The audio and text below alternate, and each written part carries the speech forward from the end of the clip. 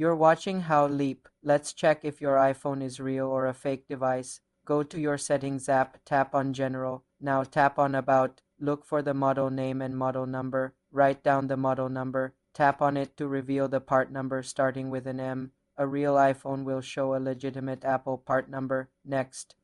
Check the iOS version. A fake iPhone often cannot update to the latest iOS. Go back to General and tap Software Update. See if it offers official Apple updates. Now open the App Store and try downloading a trusted Apple app like Apple Store. If it fails or the App Store looks different, it may be fake. Check for built-in apps like Health or Measure. Fake phones often omit these. Examine the build quality and the Apple logo on the back. Finally, visit checkcoverage.apple.com on a browser. Enter your device's serial number from the About page. An official Apple result confirms it's real. You're watching How Leap. Let's check if your iPhone is real or a fake device. Go to your settings app, tap on General. Now tap on About. Look for the model name and model number. Write down the model number. Tap on it to reveal the part number starting with an M.